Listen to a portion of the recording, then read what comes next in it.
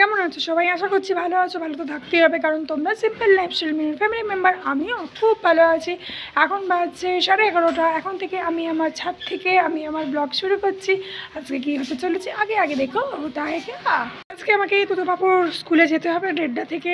ওদের parents teacher meeting আছে। School শেষ হয়ে যাওয়ার পরে কীরকম কী পড়াশোনা করছে না করছে সেই জন্য একটা মিটিং আছে, কারণ সামনেই তো আবার পরীক্ষা উঠি। তো দুধুবাবুর আজকে আছে, পুকুর আবার কবে ডাকবে জানি না। তো 1:30টায় যেতে হবে। তো সকাল থেকে অনেক কাজ করছিলাম বলে ব্যস্ত ছিলাম, তোমাদের সাথে বকবক করতে পারিনি। সকালবেলা দীপিকা তখন রান্না করছে, অর্চনা কাচাকুচি করছে, আমার জলখাবার খাওয়া হয়ে গেছে। আজকে গুড় দিয়ে রুটি দিয়ে জলখাবার করেছি, আর এদের পাস্তা করে দিয়েছি। আর তো সকালবেলা দুর্গাপুর তো বেরিয়েই গেছে এক পোস্ত। তো এখন এই জামা কাপড়গুলো সব এসেছিলাম, ওয়াশিং মেশিনে কাচা ছিল, মেললাম। এবার আজকে একটু তাড়াতাড়ি চান করতে হবে, কারণ বেরিয়ে যেতে হবে, 1টার মধ্যে বেরোতে হবে, কারণ আবার এসে আবার এদিকের কাজ আছে। আর আজকে এক তো পিটিএম আছে, আর তারপর তোমাদের সাথে একটা খুব সুন্দর ফুলকপির রেসিপি একটা শেয়ার করব। তো তার জন্য পুরো ভিডিওটা দেখতে হবে, স্কিপ করলে চলবে না। তো চলো স্কিপ ওয়াচিং। তো আমি রান্নাঘরে চলে এসেছি, এই রেসিপিটা করব। এটা হচ্ছে ফুলকপির রসা। চলো রেসিপিটা স্টার্ট করি। তুমি ফুলকপিগুলো এরকম করে কেটে একটু গরম জলে নুন ফেলে ভাপিয়ে রাখতে হবে। তো আমার ভাপানো হয়ে গেছে। এবার কড়াইতে 2 চামচ মতো আমি তেল দিয়েছি, সর্ষের তেলে ফুলকপি ভাজলে বেশ স্বাদটা অন্যরকম আসে। তো চলো ফুলকপিটা এখানে ভাজতে দিই। আর এখানে একটা মিশ্রণ তৈরি করব, সেটা তোমাদের দেখাচ্ছি। তো চলো এটা আগে ভাজতে দিয়ে দিই। তেল মোটামুটি আমার গরম হয়ে গেছে।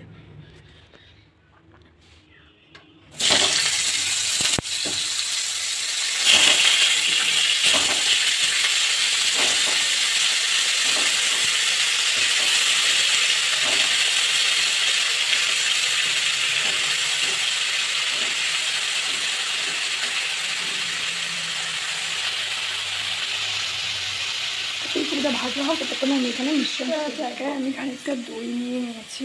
পরিমাণ আমি সব ডেসক্রিপশনে দিয়ে দেবো। এটাকে এবার ভালো করে ফেটিয়ে নিতে হবে, একদম কোনো লাম্পস না থাকে, পুরো একদম ফেটিয়ে নিয়ে এর মধ্যে কিছু জিনিস অ্যাড করব।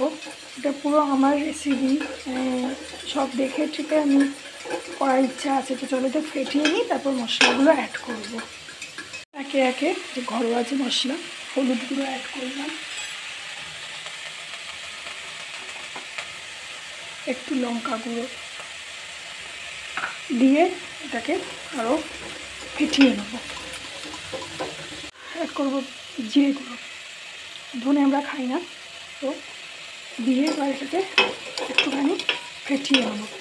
নিয়ে এর মধ্যে আমি অ্যাড করবো পোস্ত বাটা আর একটুখানি চিনি। এটা ভালো করে একটু ফেটিয়ে নিই। এটা মোটামুটি ভাজার মতো হয়ে গেছে, বেশি ভাজা হবে না, হালকা অল্প অল্প ভাজা হয়ে গেছে। তো এখানে চিনি দেখো অ্যাড করে দিয়েছি। এবার অ্যাড করবো এই যে পোস্তটা, লঙ্কা দিয়ে বাটা পোস্ত। এবার এই মিশ্রণটা করে এর মধ্যে এবার কপিগুলো দিয়ে ম্যারিনেট করে রাখবো। আর হ্যাঁ, এর মধ্যে একটা ডিম দিয়ে দেবো।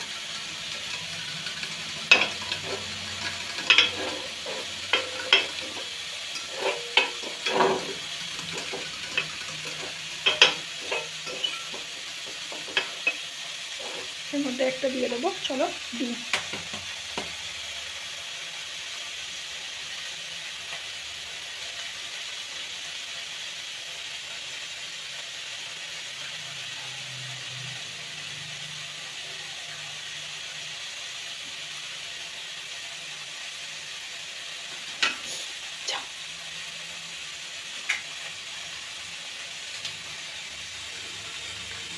এটা ভালো করে মিশিয়ে নিই।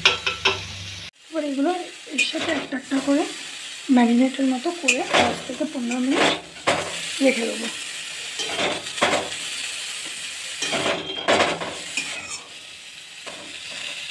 চলো রান্নাটা শুরু করি। এবার কড়াতে আমি দেবো, এটা না ঘি দিলে ভালো হয়, কিন্তু আমার কাছে ঘি নাই, সেজন্য মাখন দিচ্ছি আর সাদা তেল দিয়ে এটা একটু করবো। তাহলে কী বলো, খেতেও খুব সুন্দর হয়। মাখন দিলে আর ঘি দিলে ঘিয়ের একটা আলাদা ফ্লেভার আসে। তো এরকম 2 চামচ মতো, ছোটো এই চামচের 2 চামচ মাখন দিলাম।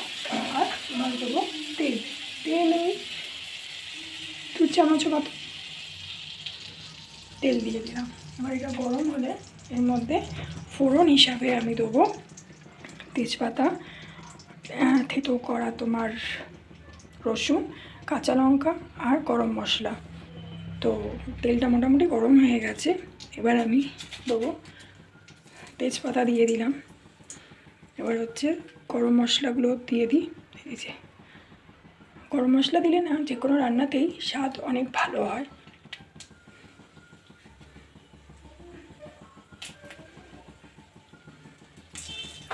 আর একটুখানি দেবো সাদা জিরে থাকলে ভালো, নর্মাল জিরেও তোমরা দিতে পারো, এইটুকুনি নর্মাল জিরে।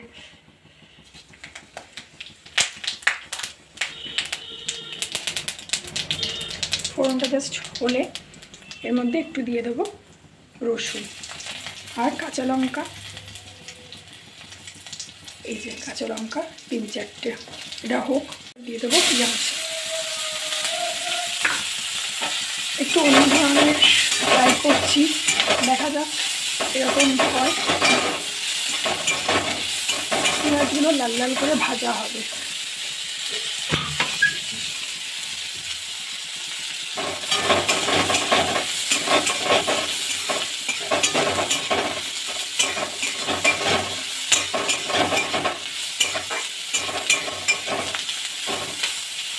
তারপর দিয়ে দেবো টমেটো, আর এগুলো লাল লাল করে ভাজা হবে, তারপর দেবো টমেটো।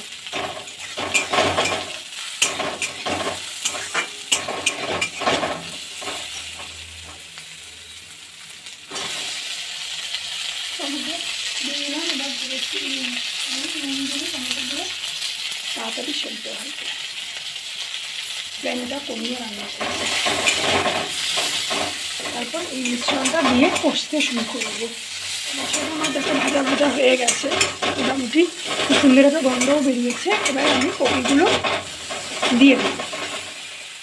এবার এই যে ম্যারিনেট করা যে কপিগুলো, সেগুলো এবার আমি এর মধ্যে দিয়ে দেবো।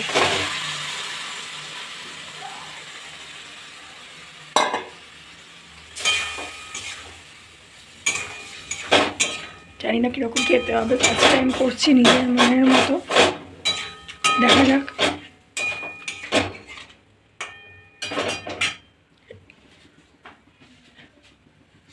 এটা এবার এখানে কষবো।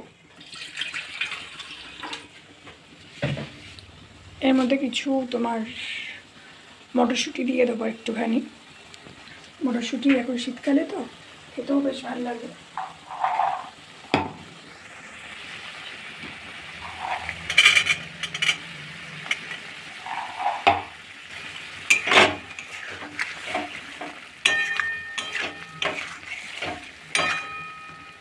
আই হোপ খুব ভালো হবে, দেখা যাক।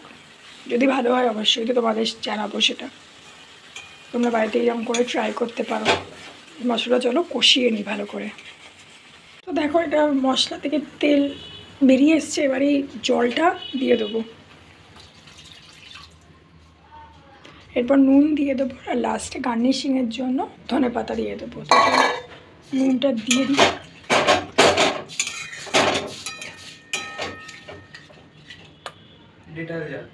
দিচ্ছি।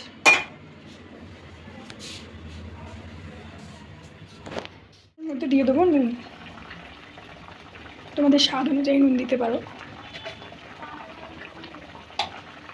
তো এটা একটু মাখা মাখা মতো হবে, আর লাস্টে এবার দিয়ে দেবো ধনেপাতা।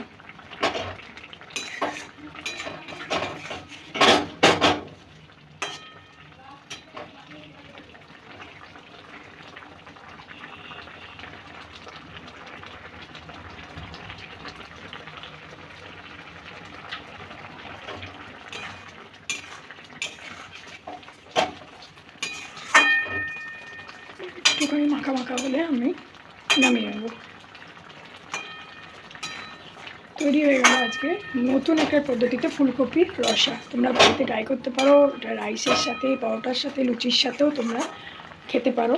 বেশ সুন্দর একটা রেসিপি, বেশ সুন্দর গন্ধও বেরোচ্ছে। আই হোপ খেতেও খুব সুন্দর হবে। এটা একটুখানি জলটা মরে গেলে আমি এটা নামিয়ে নেবো।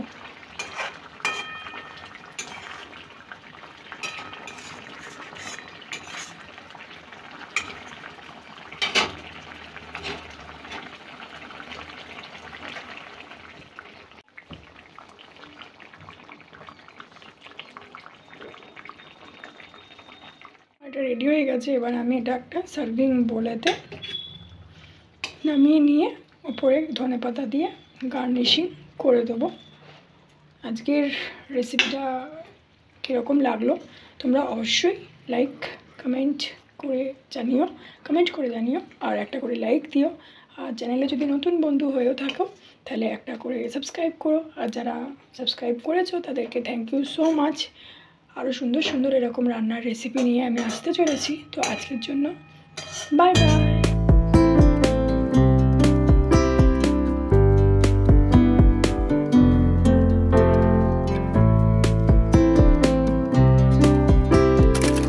দেখলে তো কত ইজি পদ্ধতিতে রান্নাটা করা যায়। এইভাবে তোমরা ট্রাই করতে পারো এত সুন্দরভাবে রান্নাটা। তো চলো এবার আমি স্নান করে নিয়ে রেডি হয়ে স্কুল যাব। পিটিএম প্যারেন্টস কি জানি কি বলবে, তো একদম রেডি হয়ে তোমাদের সাথে আবার কথা বলছি বেরিয়ে। ঠিক আছে, চলো যাওয়া যাক। আমার পুজো হয়ে গেছে, আমি রেডি হয়ে গেছি। এখন বাজে হচ্ছে 1:10। তো ভেবেছিলাম টোটো করে যাব, কিন্তু ওই দিকেই যাবে তুতুবাবুকে আনতে, আমাকে ছেড়ে দেবে বলেছে। তো চলো একদম স্কুলে যাই। স্কুল থেকে বেরিয়ে এসে কি হবে না হবে সব তোমাদের শেয়ার করব। ঠিক আছে।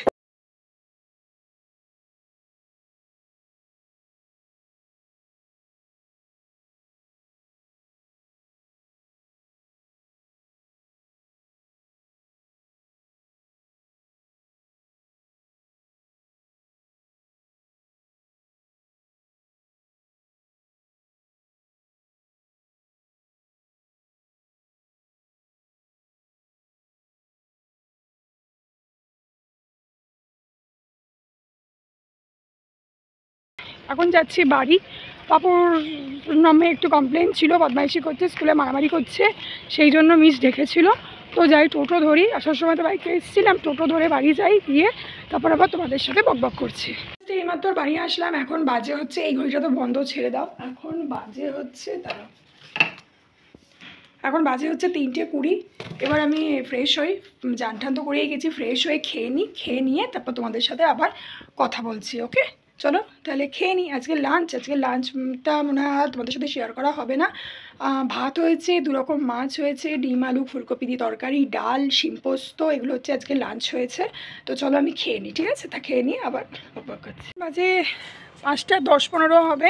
ছাদে এসছি, অন্ধকার হয়ে যাচ্ছে, দেখতেই পাচ্ছ। জামা কাপড়গুলো তুলে গিয়ে এবার সন্ধে দিতে হবে জামাটা ছেড়ে, কারণ বাসন টাসন মেজেছি, কালকে অর্চনা আসবে না, সেই জন্য বাসন টাসন মাজলাম। আর জানো আমার পায়ে একটা কি হয়েছে তোমাদের দেখাবো, পা দেখাতে নেই তবুও একটুখানি দেখাবো।